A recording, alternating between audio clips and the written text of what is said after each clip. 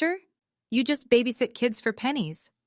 My father said that in front of 40 guests, 3 cousins I hadn't seen in a decade, and my 4-year-old daughter, who was sitting on my husband's lap. My husband didn't flinch.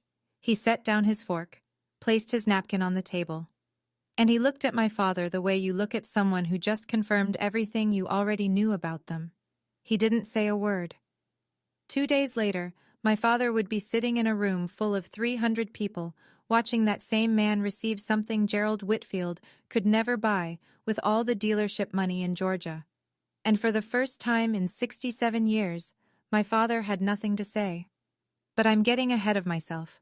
What happened in those 2 days changed 5 relationships in my family, permanently. And it started with a phone call I should never have answered. Before I go on, please take a moment to like and subscribe, but only if you genuinely connect with this story. Drop your location and local time in the comments. I'm always amazed at where you all are watching from. My name is Cora. I'm 33. I'm a nurse in Savannah, Georgia. And this is the story of how my father tried to destroy my marriage at his own anniversary party, and how a quiet man in a $20 tie answered him without raising his voice. Now let me take you back 8 weeks ago, to the evening my mother's number appeared on my phone for the first time in 5 years. I was kneeling beside the bathtub, rinsing shampoo out of Lily's hair, when my phone buzzed on the tile floor. The screen said Mom, not Mom with a heart emoji like some people have, just Mom. Capital letters, no photo, no contact card. I deleted everything else 5 years ago. I only kept the number in case of an emergency, death or hospitalization. Those were the only 2 reasons I told myself I'd ever pick up. But I picked up anyway. Cora? Her voice was already wet, already trembling. My mother could cry on command. I'd known that since I was 12. But this sounded different, thinner, older. Hi, Mom.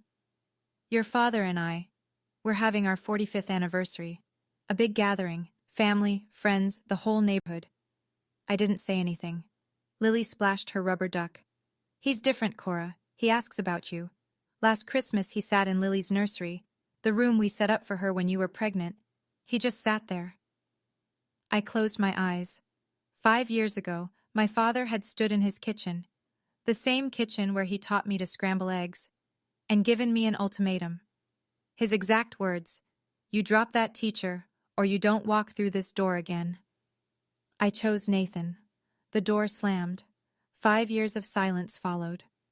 Now Diane was filling that silence with tears. Lily deserves to know her grandparents. Megan's already talked to your father. Everyone's ready. You're the only one who hasn't come home. There it was, the framing. I was the holdout. I was the problem. I looked at Lily. She was 4 years old and had never met her grandparents. She didn't know their faces, their voices, the smell of my mother's lavender lotion. That was the weakness, and my mother knew exactly where to press. "I'll think about it, Mom." "That's all I'm asking, sweetheart." She hung up. Lily looked at me. "Who was that, Mommy?" I didn't answer right away. Nathan was at the kitchen table grading essays when I came downstairs. Red pen in one hand, mug of cold coffee in the other. He had a stack of 11th grade papers on the Reconstruction era, and he was circling a paragraph with the kind of care most people reserve for legal contracts. "My mom called," I said. He didn't look up right away. He finished his mark, capped the pen, and then gave me his full attention. That was Nathan. He never half listened. "She wants us to come to their 45th anniversary. A big reunion. The whole family." "When?" "Next Saturday." He was quiet for a moment, not the hesitant kind of quiet, the thinking kind. "If you want to go," he said, "we go, but I need you to know something. I'm not going to pretend to be someone I'm not." "I'd never ask you to." "I know, I'm just saying it out loud." I sat across from him. Between the essay stacks, I noticed a large manila envelope, thick, official-looking, stamped with the Chatham County Board of Education seal. It was already opened, the letter halfway pulled out, then tucked back in like he'd read it and set it aside. "What's that?" I asked. Nathan glanced at it, slid it under a pile of papers. "Nothing urgent, school stuff." I let it go. I had bigger things on my mind. "Lily's never met them. I said. Not once. She's 4, Nathan. She doesn't even know what a grandparent is. He reached across the table and took my hand. Then let's give her the chance. That's reason enough. We decided that Friday. Drive up from Savannah, 4 hours to the little town outside Atlanta where I grew up. Stay the weekend. Come back Sunday or Monday. I didn't ask about that envelope. I wish I had. It would have saved me 2 days of thinking my husband didn't care about what my father said to him. The drive took 4 hours and 12 minutes. I know because Lily asked, "Are we there yet?" Exactly 17 times, and I counted every one. My parents' house hadn't changed.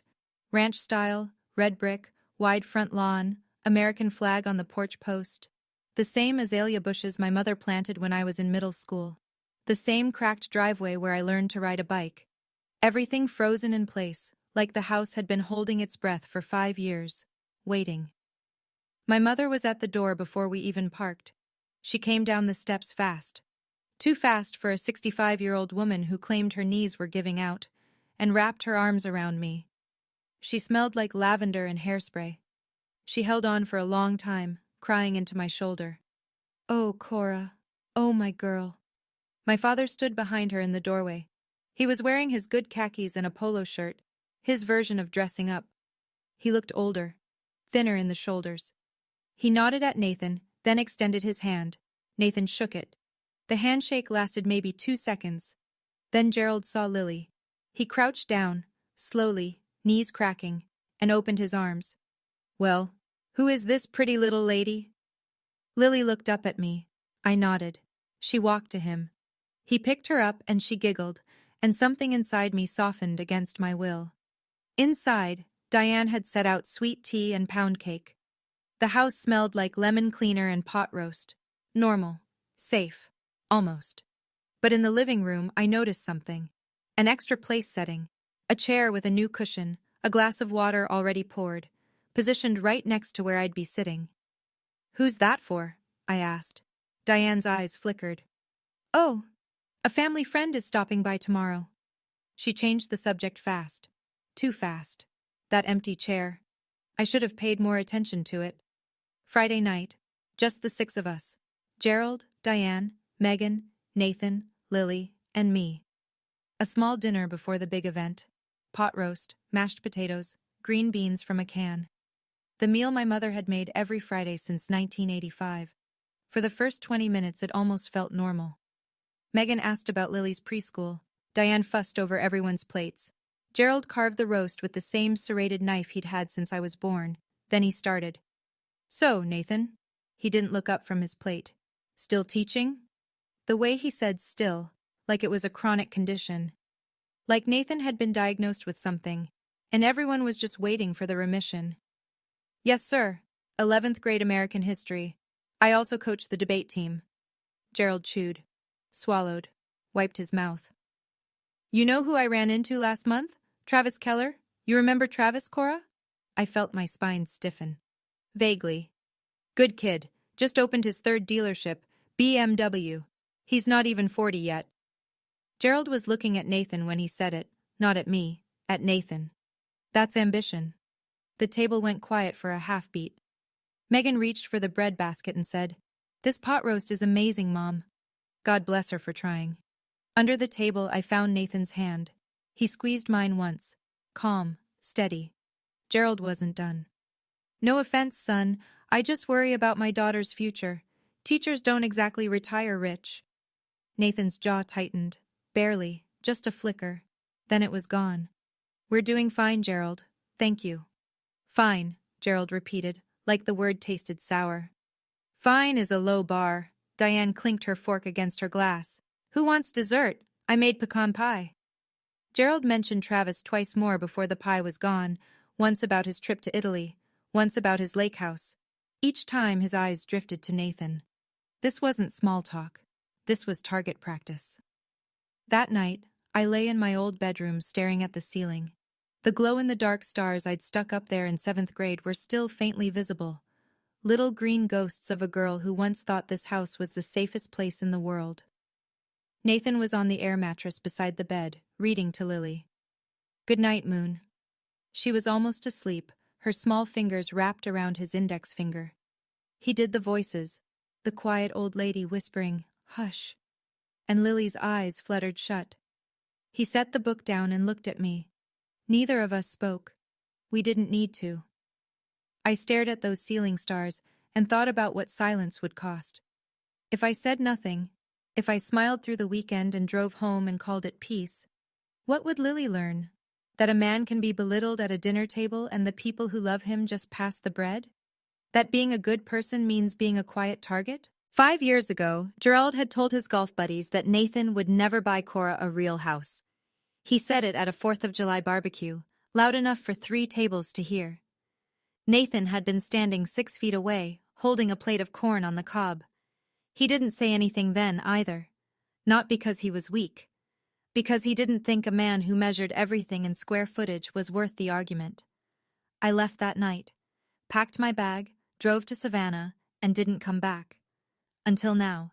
The stakes were simple and impossible. If I stayed silent, I lost my self-respect. If I spoke up too early, I lost Lily's chance at having grandparents. Both options hurt, and Gerald was counting on that. I didn't come back to fight. I came back because Lily deserves a family. But lying in that dark room, listening to my daughter breathe, I was starting to realize something. Not every family deserves Lily. Saturday morning. The house was chaos before 8. Diane had hired a catering company, 2 women in black aprons setting up chafing dishes on the back porch. A long, folding table stretched across the yard, draped in white cloth. At the head of the driveway, a hand-painted banner read, "Whitfield family, 45 years.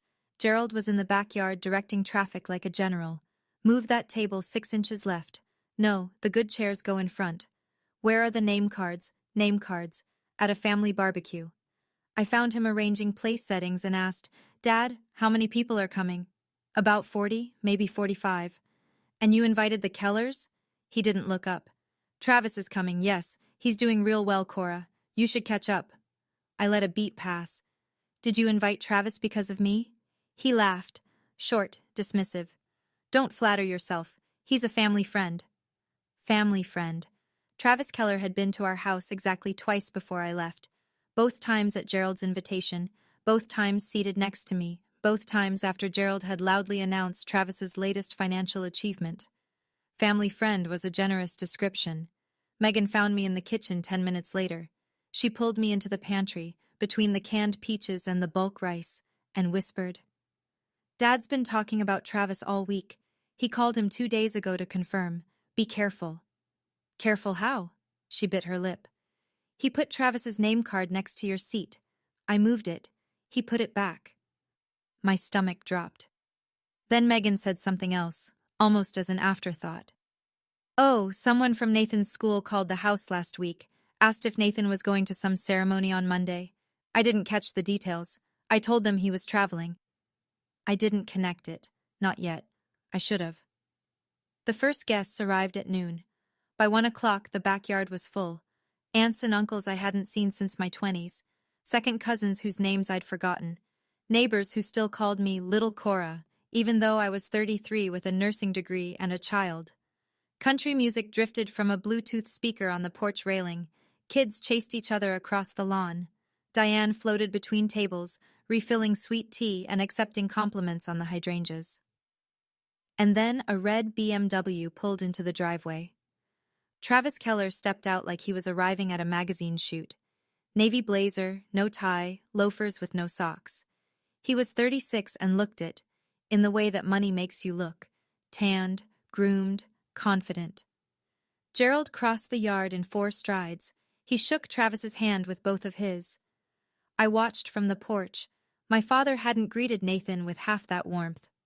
"Cora!" Gerald called. "Come say hello." I walked over with Nathan beside me. Lily was on Nathan's hip, picking at a flower she'd pulled from the garden. "Cora, you remember Travis? He just got back from a trip to Italy. Tell her, Travis." Travis smiled. Polite, rehearsed. "The Amalfi Coast. Incredible."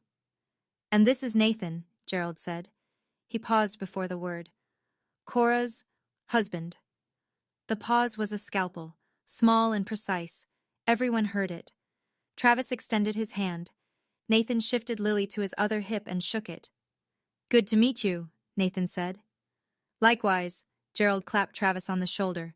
Travis, tell them about the new showroom. Just opened in Buckhead, 12,000 square feet. See? Gerald beamed at the table. That's ambition. Nathan said nothing. He adjusted Lily's sandal strap and kissed the top of her head. My father was performing, and we were all supposed to be his audience. The insult came during the main course. Gerald stood at the head of the table, tapping his glass with a butter knife. 40-something people turned to look. He thanked everyone for coming. He thanked Diane for 45 years. He thanked God, the caterer, the weather. He was good at this, the public performance of a family man. Then he turned to our end of the table. His eyes landed on Nathan like a searchlight. Nathan, why don't you tell everyone what you do? It wasn't a question. It was a setup. I could feel it the way you feel thunder before you hear it. Nathan set his fork down gently. I'm a high school history teacher, in Savannah. Gerald tilted his head. Let the silence cook for a beat. A teacher? He let out a half laugh. Not quite a sneer, not quite a joke. Worse, something in between. You just babysit kids for pennies. The yard went silent. 40 people. The clink of ice in someone's glass. A mockingbird in the oak tree. The Bluetooth speaker between songs. Nathan placed his napkin beside his plate. He looked at my father. Not with anger, not with hurt, with recognition. The look of a man who just had a suspicion confirmed. He said nothing. Lily was on his lap. She looked up at him with her big brown eyes. Daddy, why is Grandpa laughing? My chest cracked open. Right there at the table, something broke that I didn't know could still break. Not because of what Gerald said to Nathan.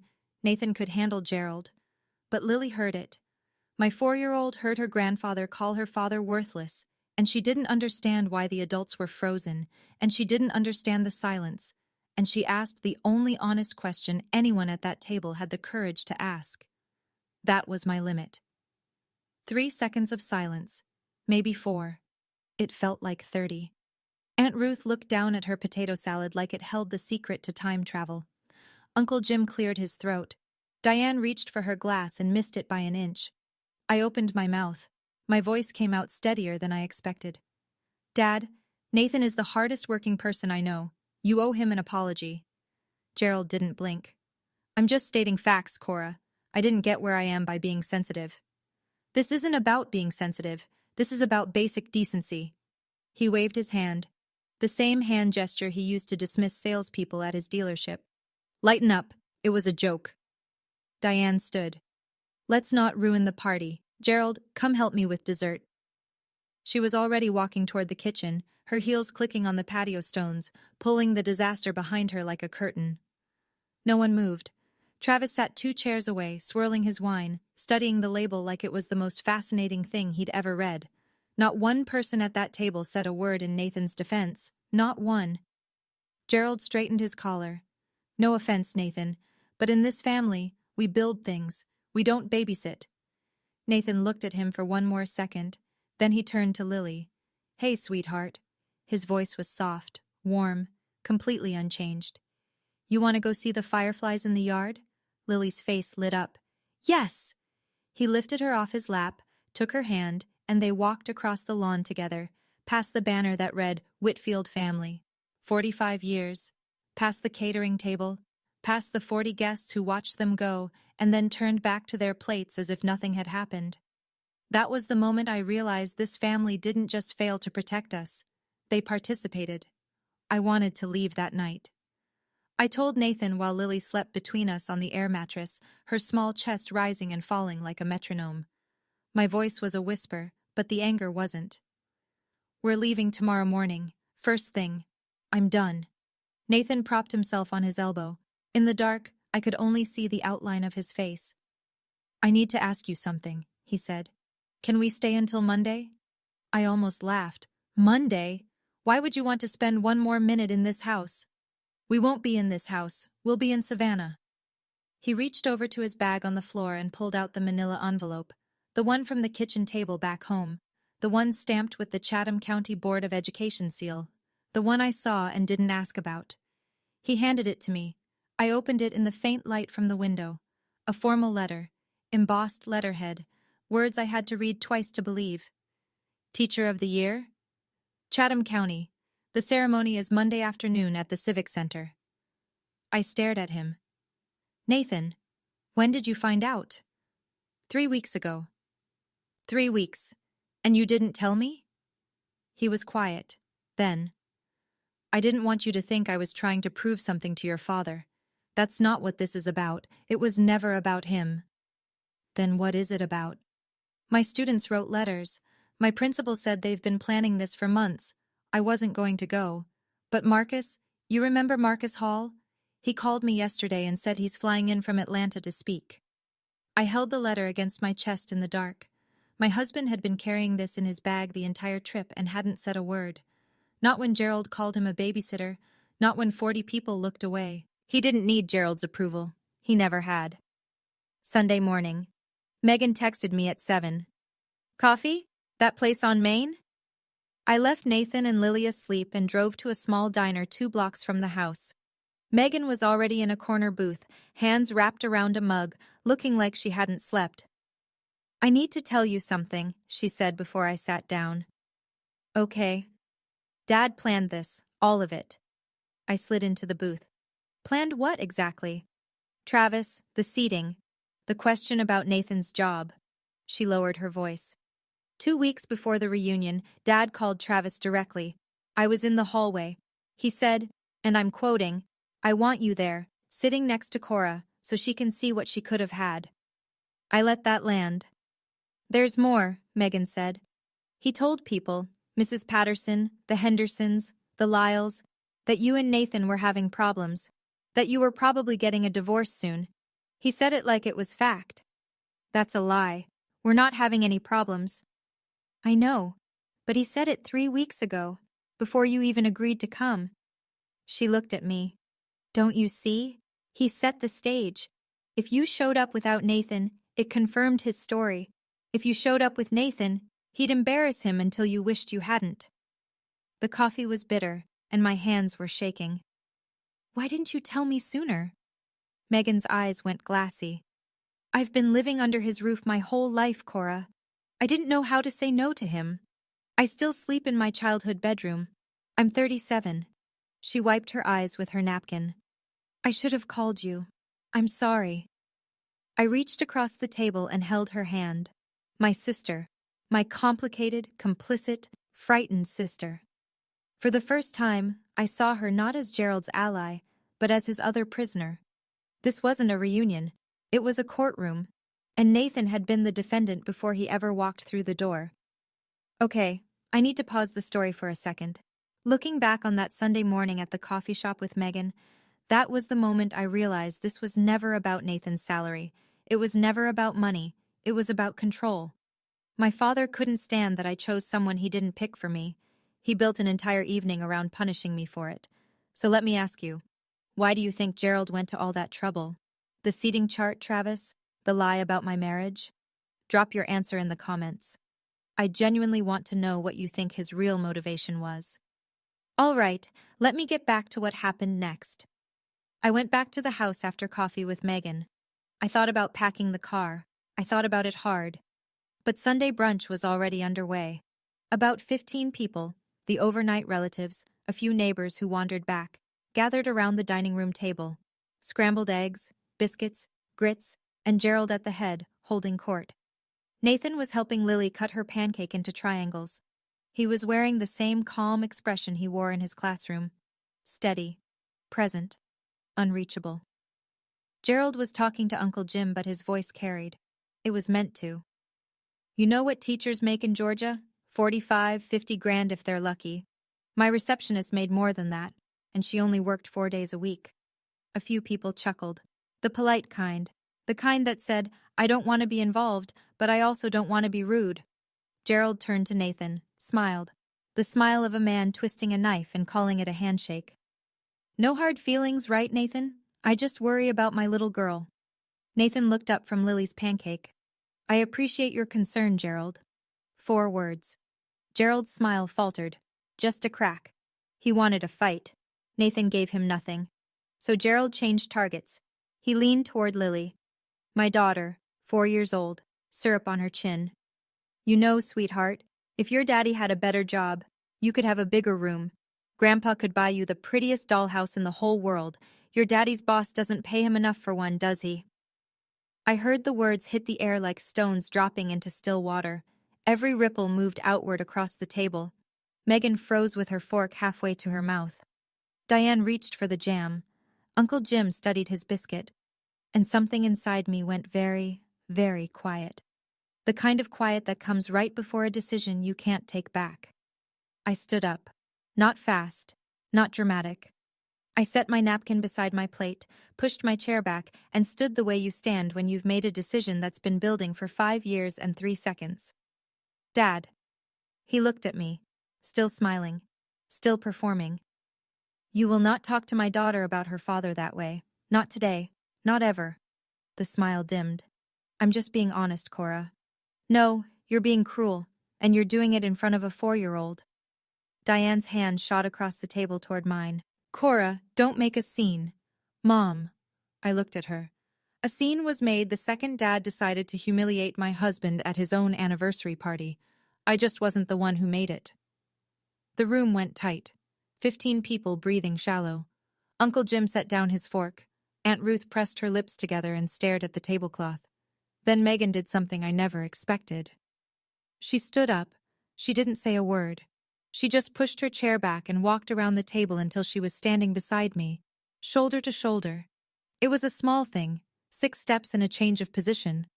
But in this family, where geography at the table was politics, it was seismic. Gerald's face shifted. The performance cracked. You're choosing a teacher over your own family. His voice dropped low. Not shouting. Worse. Cold. Again. I looked at him. My father, 67 years old, standing at the head of his table in his own house, surrounded by people who were afraid to disagree with him. I'm choosing my family, I said. Nathan and Lily are my family. He held my gaze. I held his. You don't get to define my family's worth by the size of a paycheck. The silence after that sentence was the loudest sound in the room. Gerald's neck went red. It started below his collar and climbed like a vine. If you walk out that door, he said, don't come back. I almost smiled. Almost. Because he'd said those exact words to me 5 years ago, in this exact house, with that exact tone. And here we were, same script, same man, same threat. You said that 5 years ago, Dad. I survived. I turned to Nathan. He was already standing, Lily on his hip. Our bag was by the door. He'd packed it that morning, quietly, without being asked. Because Nathan always knew before I did when it was time to go. We walked to the front door, 15 people at the table, and not one of them moved. Not to stop us, not to follow, except Diane. She caught my arm in the hallway. Her mascara was running. Please don't go. He'll calm down. He doesn't need to calm down, Mom. I turned to face her. He needs to change, and you need to stop making excuses for him. She opened her mouth, closed it, opened it again. Nothing came out. Nathan buckled Lily into her car seat. I loaded the bag into the trunk. The Georgia sun was brutal and indifferent.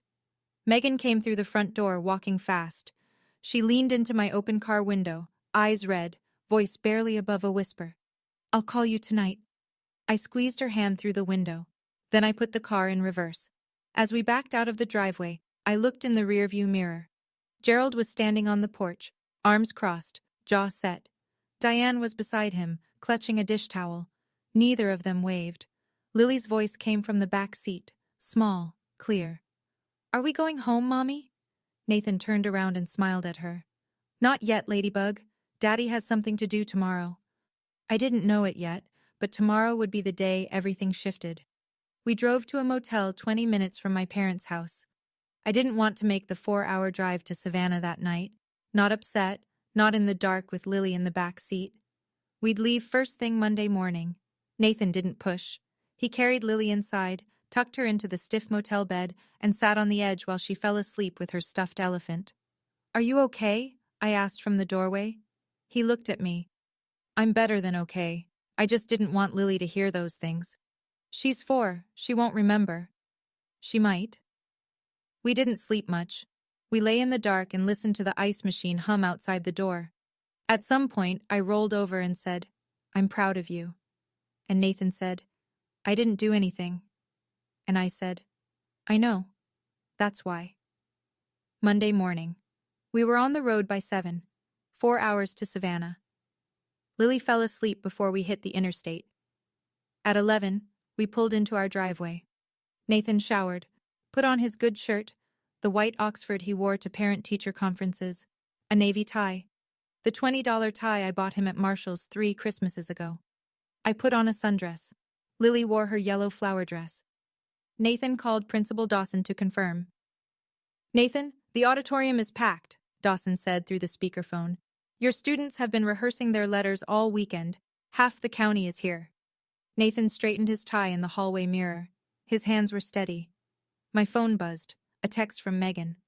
"I told Dad there's an event in Savannah this afternoon, related to Nathan. I told him he should come. He's still at the hotel. He said yes." My heart hammered. He doesn't know what it is? No, he thinks it'll prove him right. I set the phone down. My hands were shaking, but not from fear. The Chatham County Civic Center was built in the 70s and still smelled like old carpet and ambition, but today it was transformed. A banner across the stage read, "Chatham County, Teacher of the Year, 2026. Rows of folding chairs filled the auditorium. More than 300 people, teachers in their professional best, parents with programs in their laps, students fidgeting, whispering, holding handmade signs. Nathan walked in through the side entrance.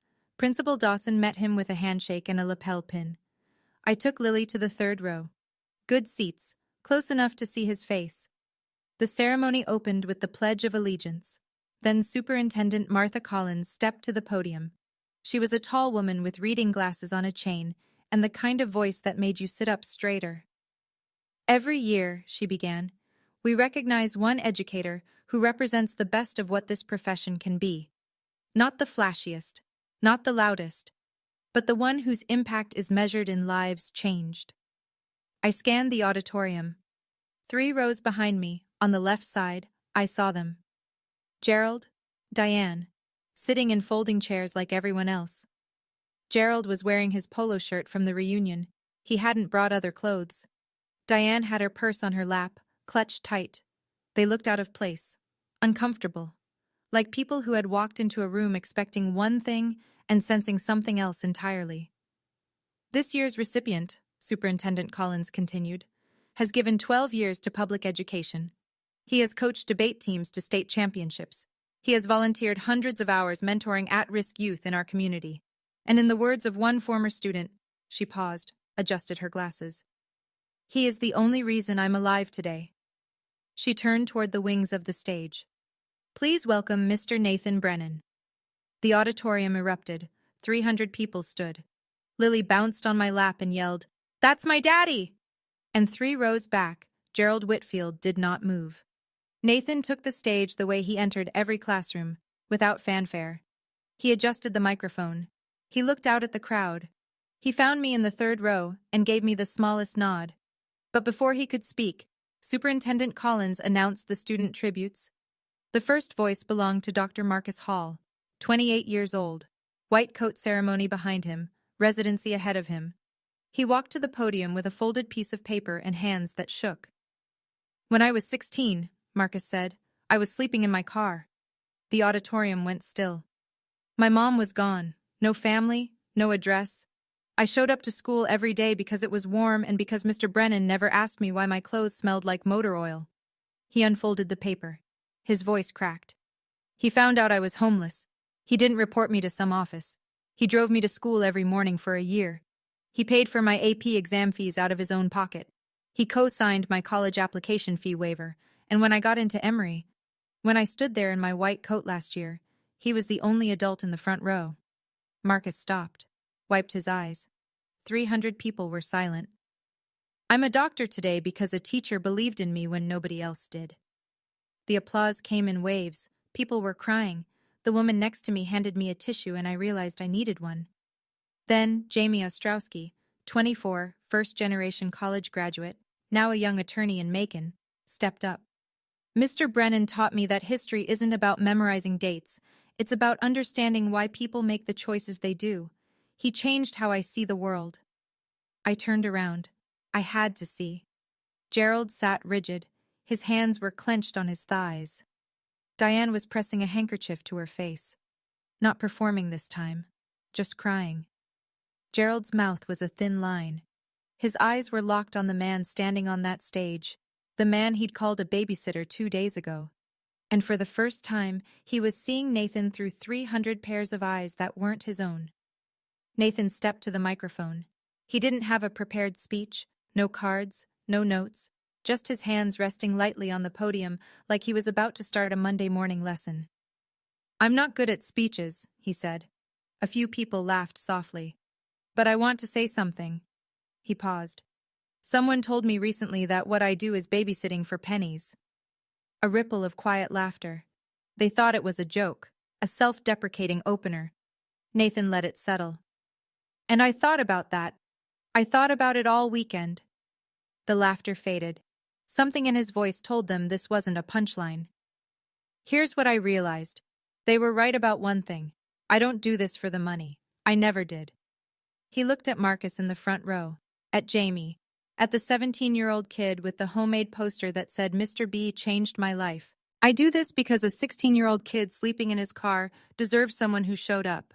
I do this because every child in my classroom deserves to know that their potential isn't measured by their parents' bank account." He paused. The auditorium was so quiet I could hear the air conditioning hum. A teacher's pay doesn't define a teacher's worth, and neither does anyone's opinion. 300 people stood. The ovation rolled through the room like weather, starting in the back and sweeping forward until everyone was on their feet. Students, parents, teachers who knew exactly what Nathan meant because they lived it every day. Nathan looked down at us, at me, at Lily, who was clapping with her whole body, bouncing on my lap, yelling, "Yay, Daddy!" He smiled. Just for us. He didn't look at Gerald. He didn't need to. The message had already landed. The lobby afterward was a slow-moving river of handshakes and camera flashes. Nathan stood near the exit, surrounded by parents and students who wanted photos, signatures on programs, a chance to say thank you. He shook every hand. He remembered every name. I was holding Lily when I saw Gerald approach. He walked through the crowd like a man who'd forgotten how to use his legs. Diane was behind him, one hand on his elbow, guiding him. They stopped a few feet from Nathan, and Gerald waited. Waited. For the circle of well-wishers to thin. When it did, Gerald stepped forward. "Nathan." Nathan turned. His face was neutral. Not cold, not warm, patient. The way he looked at a student who'd finally raised a hand. "I didn't know about all this," Gerald said. "You didn't ask." The words were simple. They carried no venom, but they landed like a closing argument. Gerald's jaw worked. He looked at the banner on the wall, at the programs littering the chairs, at the reporter from the Savannah Morning News who was interviewing Marcus Hall 3 feet away. He started and stopped. "Maybe I was out of line yesterday." Nathan looked at him. 12 years of teaching had given him the kind of patience that made other people uncomfortable because they couldn't tell if it was forgiveness or a verdict. "You were out of line 5 years ago, Gerald. Yesterday was just a reminder." Gerald flinched. A small one. A twitch near his left eye that I'd only seen once before, the day he lost a dealership contract he thought was guaranteed. Nathan didn't wait for a response. He turned back to a student who was tugging his sleeve. Gerald stood in the middle of that lobby, 300 people flowing around him, and for the first time in his 67 years, he had absolutely nothing to say. I didn't feel triumph. I felt something quieter, something closer to grief. "I don't need you to be impressed," I thought. "I need you to be decent." Megan called me that night. It was after 9.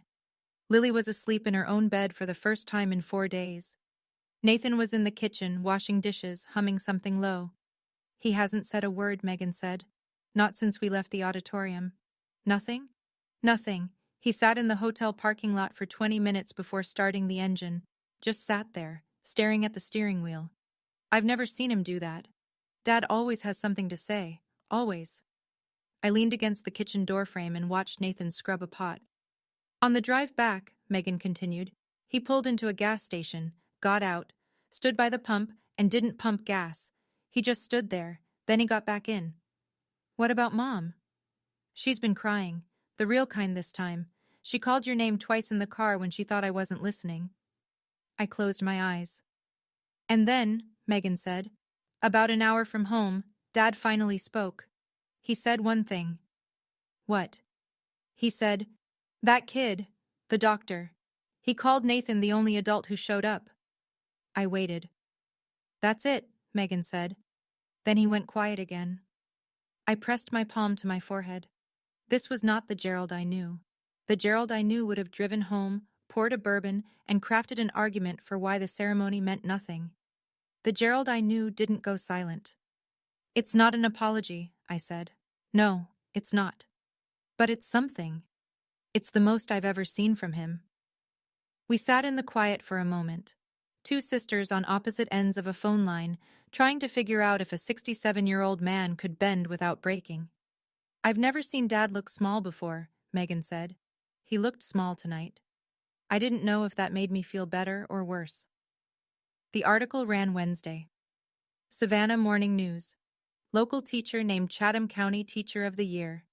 A full half page in the community section. Nathan's photo, the one they took on stage with the plaque. Marcus beside him, beaming. A pull quote in bold. I'm a doctor today because a teacher believed in me when nobody else did. The reporter had called Nathan on Tuesday for a follow-up. She asked about the mentorship program he ran on weekends.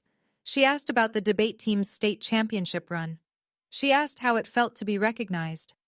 Nathan said, the recognition belongs to my students. I just open the door. They walk through it.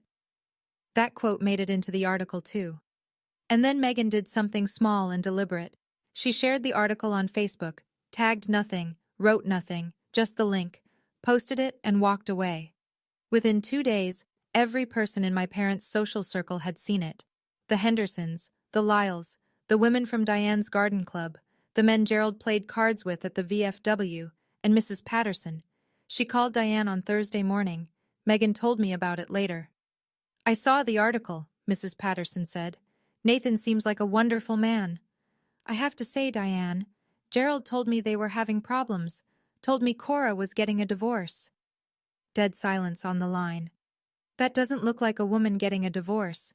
That looks like a woman standing behind her husband at a ceremony in front of 300 people. Diane didn't know what to say. She stammered something about miscommunication. Mrs. Patterson wasn't buying it. Gerald's careful story, the one he'd been whispering for weeks, collapsed overnight. He didn't need anyone to expose him. The truth did it on its own, printed in black and white on page B4 of the local paper. The babysitter made the front page. The car dealer made excuses. He called on a Saturday. 1 week after the reunion. 7 days of silence, which for Gerald Whitfield was a geological event. Cora. His voice was different. Not smaller, not apologetic, just uncertain. I'd never heard my father uncertain. It sounded like a language he'd just started learning. Hi, Dad. A pause. I could hear the clock in his study, the grandfather clock my mother had inherited from her aunt. It ticked loud enough to fill the gaps in any conversation, which was probably why Gerald liked making calls from that room. I'm not going to say I was wrong about everything, he cleared his throat, but I was wrong about that, about what I said at dinner. Which time, Dad? Saturday or Sunday? Or 5 years ago? He was quiet long enough for the clock to tick 9 times. I counted. All of them. I leaned against the kitchen counter. Nathan was in the living room reading to Lily. I could hear him doing the voice of the Gruffalo. I appreciate you saying that, I said. But words don't fix this. You talked about my husband like he was nothing, in front of your granddaughter. I know. You told your friends I was getting a divorce. I know. You invited Travis to sit next to me like you were casting a role. He didn't deny it. If you want a relationship with Lily, I said, it starts with respecting her father, not tolerating him, respecting him. I'll try. Trying isn't enough. I need you to actually do it. And if you can't, then we'll keep our distance. Lily won't grow up thinking it's okay to be treated the way you treated Nathan. The clock ticked. Gerald exhaled. Okay, Cora. Okay. I hung up.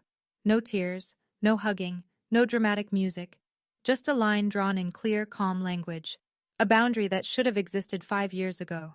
Love without respect is just control with a nicer name. I want to step outside the story for a moment. When my father said, "I'll try," part of me wanted to believe him. But I've been here before. 5 years ago, my mother said things will be different. And nothing changed. The same patterns, the same control. So here's what I want to ask you. If you were in my position, what would you need Gerald to actually do? Not just say, to earn back your trust. I'm still figuring that out. Tell me in the comments. I read everyone. Okay, let me tell you what happened in the weeks that followed. 2 weeks later, Megan called me with news. I signed a lease. A lease? An apartment, in Savannah. A one-bedroom near Forsyth Park. I move in Saturday. I sat down on the porch steps. My sister, who had lived under Gerald Whitfield's roof for 37 years, who had slept in her childhood bedroom through college and graduate school and 2 failed relationships, who had asked our father's permission to buy a car at age 34, had signed a lease on her own apartment. Meg. Watching you stand up to Dad. She paused. It made me realize I've been waiting for permission my whole life. From him, from Mom, from everyone, and nobody was ever going to give it to me. She moved that Saturday. Nathan and I helped carry boxes. Lily helped by sitting in an empty moving box and pretending it was a spaceship. Megan hung a print on her living room wall that night. It said, "Not my circus, not my monkeys." I laughed until I cried. As for Gerald and Diane, we set rules. Simple, non-negotiable. Every visit required both Nathan and me to agree. No surprises. Nathan's name would be spoken with respect. At the table, on the phone, in conversations with friends. If we heard otherwise, we'd hear about it and the visits would stop. Travis Keller would not be mentioned, invited, or referenced. Ever. Any violation meant no contact, no negotiation, no second chances. Gerald accepted the terms. I could hear it cost him. The way his breathing changed, the way he said fine like the word had thorns. But he accepted. Because for the first time, he understood that he could lose both daughters at once, and his anniversary banner would hang in an empty yard. Nathan went back to school that Monday. Same tie, same lesson plan, same hallway. He didn't mention Gerald to anyone. He never had. A month later, I was picking Lily up from preschool when she ran to me across the playground with her backpack bouncing and her shoes untied. "Mommy, my teacher says Daddy is famous," I laughed. "Daddy isn't famous, baby. He's just good at what he does." She thought about that for a second, tilted her head the way she does when she's working through a big idea. Is that the same thing? I stopped walking.